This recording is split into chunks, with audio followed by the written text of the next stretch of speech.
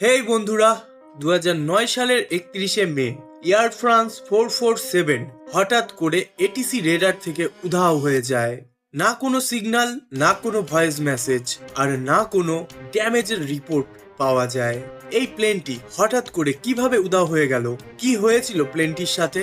বছরের পর বছর ধরে এটি একটি রহস্যই হয়েছিল, কিন্তু হঠাৎ করে হলো এক চমৎকার, আর সব রহস্যের সমাধান পাওয়া গেল আজকের 31শে মে 2009 সালে ব্রাজিলের এক ইন্টারন্যাশনাল এয়ারপোর্ট থেকে এয়ার ফ্রান্স ফ্লাইট 447 রাত্রি 10:30 প্যারিসের জন্য রওনা হয়। এই প্লেনে মোট 224 জন মানুষ যাত্রা করছিল। ব্রাজিল থেকে প্যারিস যেতে সময় লাগে 10 থেকে 12 ঘন্টা, কিন্তু এই প্লেনটি সেই সম্পূর্ণ যাত্রাটি করতে পারেনি। প্রায় 3 ঘন্টা যাত্রা করবার পর প্লেন যখন মাঝ সমুদ্রের কাছাকাছি চলে আসে, তখন হঠাৎ করে প্লেনটি এটিসির সম্পর্ক থেকে বিচ্ছিন্ন হয়ে যায়। সমুদ্রতে এমন হওয়াটা নর্মাল ব্যাপার। সাধারণত সমুদ্রের উপরের এই সময়টিতে প্লেনগুলি এটিসির রেঞ্জ থেকে বাইরে চলে যায়, কিন্তু সমুদ্রের ওই পারে সিনেগাল এটিসিও প্লেনটির সাথে যোগাযোগ করতে পারছিল না। এই রকম সময় এটিসির কাছে শুধুমাত্র অপেক্ষা করে যাওয়া ছাড়া আর কোনো উপায় থাকে না। তারা অপেক্ষা করে যাচ্ছিল যে এই প্লেনটি কখন রেঞ্জে আসবে, কিন্তু সময়ের মতো সময় পেরিয়ে যাচ্ছিল, প্লেনটির সাথে এটিসির কোনো যোগাযোগ হয়ে উঠছিল না। সকাল হবার সাথে সাথেই ফাইটার প্লেনকে পাঠিয়ে দেওয়া হয় সেই স্থানে যেখানে প্লেনটির শেষবারের মতো সিগন্যাল পাওয়া গিয়েছিল। সেখানে যাবার পর বিমান কর্মীরা দুঃখের খবরটি পায়, সেই প্লেনের অনেক পার্টস খুঁজে পাওয়া যায়। এয়ার ফ্রান্স 447 রহস্যময়ভাবে ধ্বংস হয়ে যায়। প্লেনে যাত্রা করা প্যাসেঞ্জারদের বাড়ির লোকেরা জানতেই পারেনি আদৌ প্লেনটি ক্র্যাশ করলো কিভাবে। এই ঘটনাটির ইনভেস্টিগেশন করবার জন্য দুটো টিমকে সিলেক্ট করা হয়েছিল। একটি টিম ব্ল্যাক বক্সকে খোঁজার জন্য এবং দ্বিতীয়টি হলো প্লেনে যাত্রা করা মানুষগুলোর ডেড বডিগুলোকে খোঁজবার জন্য। প্রত্যেক দিন মৃতদেহ উদ্ধার করে তাদের বাড়ির লোকেদের দেওয়া হচ্ছিল, কিন্তু সেই সকল লোকেদের মৃতদেহের পরিস্থিতি এতটাই খারাপ ছিল যে তাদের পরিবারের লোক তাদেরকে চিনতেই পারছিল না। 16 দিন খোঁজ চালানোর পর 224 জনের মধ্যে মাত্র 50টি মৃতদেহ পাওয়া যায়। বাদবাকি সব মৃতদেহর সাথে সাথে প্লেনের ব্ল্যাক বক্সও সমুদ্রের গভীরে তলিয়ে যায়। অন্যদিকে ব্ল্যাক বক্সকে খোঁজবার জন্য সমুদ্রের গভীরে নিউক্লিয়ার সাবমেরিন ব্যবহার করা হয়। এই সাবমেরিন ব্ল্যাক বক্স থেকে বেরোনো আল্ট্রাসনিক সিগন্যাল সাউন্ডকে খোঁজার চেষ্টা করছিল। প্লেনে থাকা ব্ল্যাক বক্সটি মাত্র 30 দিন পর্যন্ত সিগন্যাল দিতে পারে।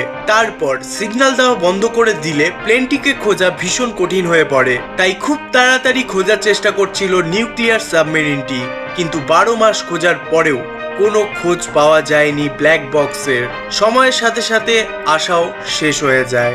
3 বছর পর 3রা এপ্রিল 2012 সালে একটি প্রাইভেট টিম WHOI চমৎকার করে দেখালো, এরা নিজেদের টেকনোলজির দ্বারা মাত্র 30 দিনের মধ্যে ব্ল্যাক বক্স খুঁজে বার করে। তারা জানতো যে সমুদ্রের গভীরে খোঁজাখুঁজি করে কোনো লাভ হবে না।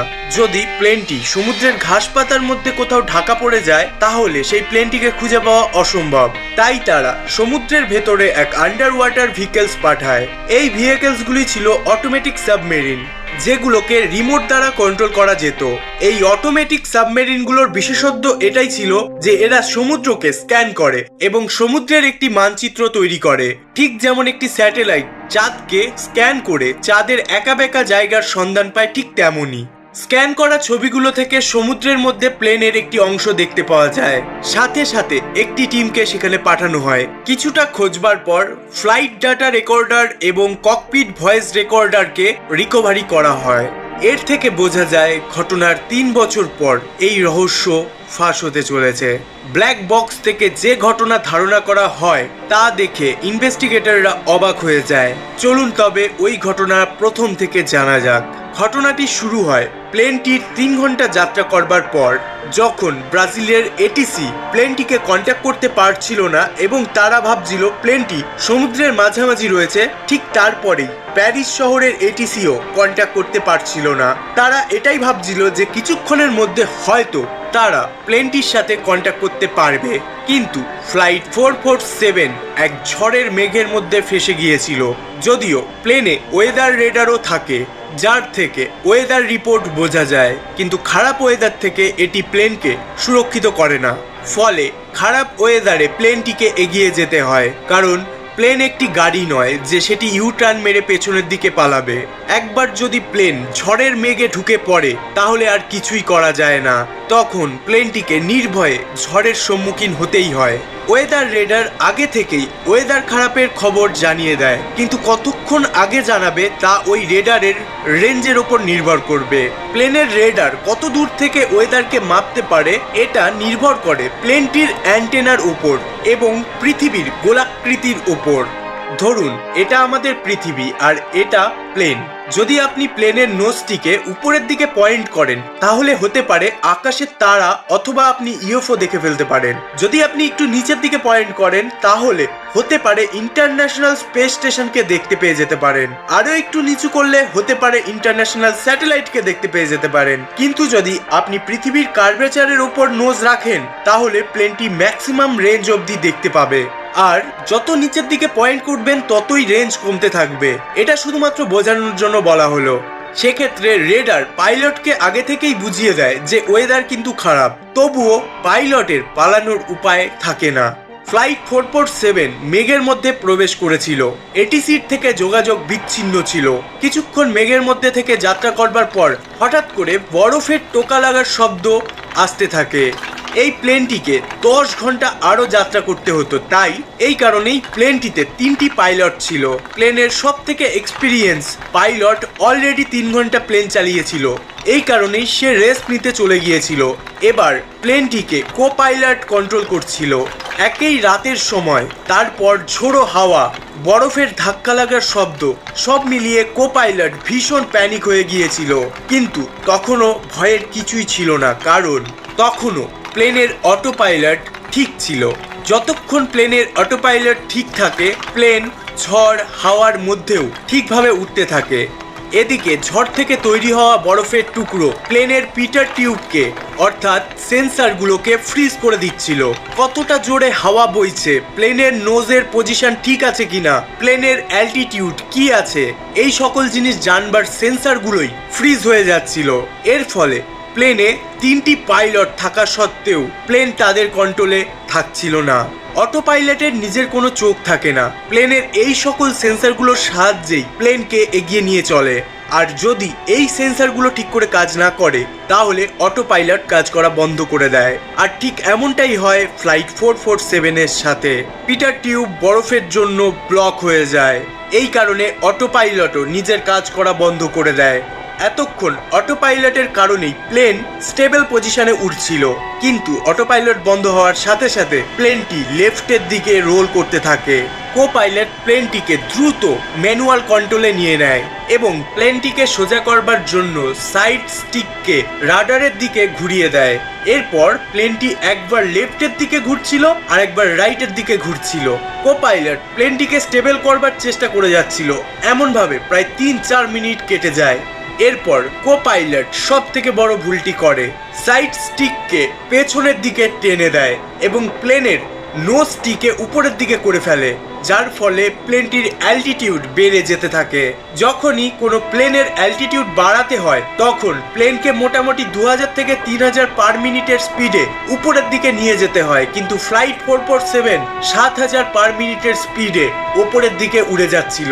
প্লেনের অ্যাঙ্গেল অফ অ্যাটাক বেড়ে গিয়ে 30 ডিগ্রি হয়ে যায় এবং এটাই ছিল বিপদের প্রথম ধাপ। প্লেনটির নোজ উপরের দিকে হওয়ায় প্লেনের উইংসের লিফট পাওয়া বন্ধ হয়ে যায়, আর দ্রুত গতিতে ঝড় হওয়ার কারণে প্লেনের ড্র্যাগসও বাড়তে থাকে, যার ফলে প্লেনের স্পিড কমতে থাকে। কো পাইলট আগে থেকেই ভয় পেয়েছিল, ঝোড়ো হাওয়া, বরফ, প্লেনে এসে ধাক্কা মারার আওয়াজ এবং প্লেনটি একবার ডান দিকে যাচ্ছিল একবার বাঁ দিকে যাচ্ছিল, যার ফলে কো পাইলট ভীষণ ভয় পেয়ে যায়। ঠিক কো পাইলটের এই ভয়ের মুহূর্তে আরেকটি ভয়ের ব্যাপার ঘটে তার জন্য।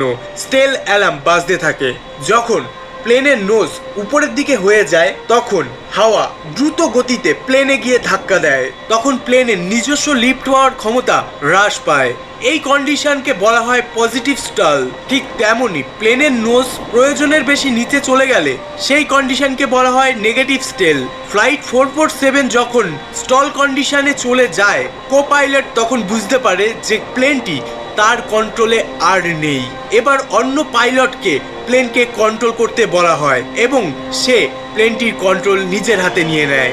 পাইলট কো পাইলটের মতো ভুল সিদ্ধান্ত নেয়নি, বরং সে একটি সঠিক সিদ্ধান্ত নেয়। প্লেনটির নোজ ডাউন করবার জন্য প্লেনের সাইড স্টিককে ডাউন করতে থাকে, কিন্তু এখনো কো পাইলট সাইড স্টিককে পেছনের দিকে টানছিল।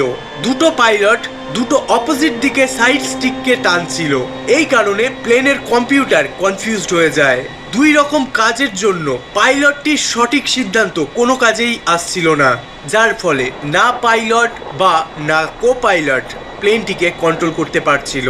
এই কারণেই প্লেনের স্পিড কমতে থাকে। তারা যদি দুইজনের কার্যকে একবার লক্ষ্য করত, তাহলে হয়তো 224 জনের প্রাণ সেই দিন যেত না। প্লেনের স্পিড কমতে থাকায় আর লিফট না পাওয়ায় প্লেন পাথরের মতো নিচের দিকে পড়তে থাকে।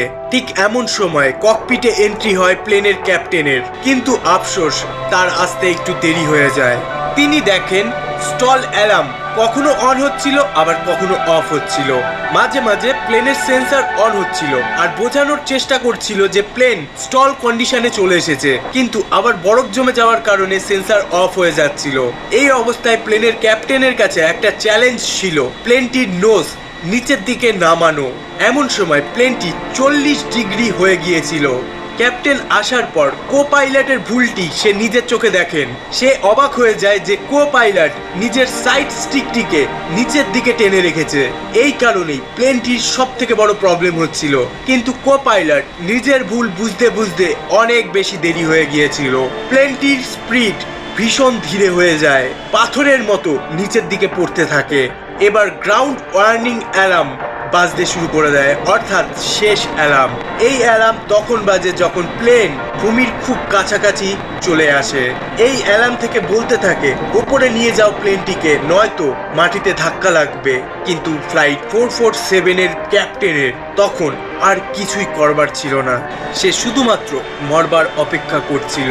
মনে হচ্ছিল 224 জন লোককে কোনো পাথরের মধ্যে আটকে দিয়ে 3800 ফুট নিচের সমুদ্রের মধ্যে ছুঁড়ে ফেলে দেওয়া হলো। কিছুক্ষণ পরেই এই প্লেন সমুদ্রের সাথে ধাক্কা খেলো। এক পলকের মধ্যেই সবকিছু শেষ হয়ে গেল। এই প্লেন ক্র্যাশ বহু পরিবারের কোল ফাঁকা করে চলে গেল।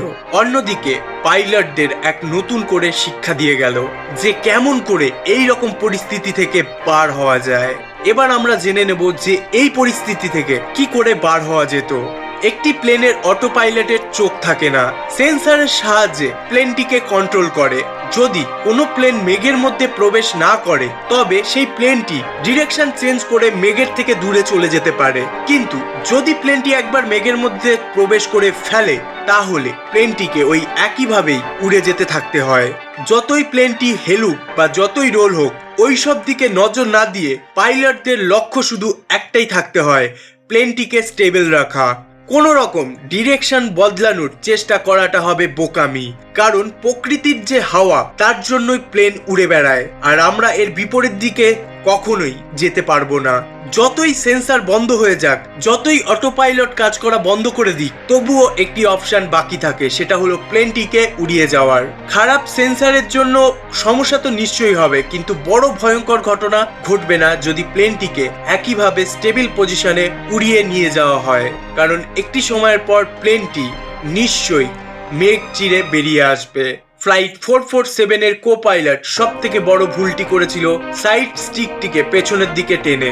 সাধারণত কো পাইলটের এক্সপিরিয়েন্স মেন পাইলটের থেকে অনেকটাই কম হয়, আর তার ওই রকম ভয়ানক মুহূর্তে ভয় পাওয়াটাও ছিল স্বাভাবিক ব্যাপার। সেই কারণেই এয়ার ফ্রান্সের 447 আজ আমাদের মধ্যে নেই, এবং নেই 224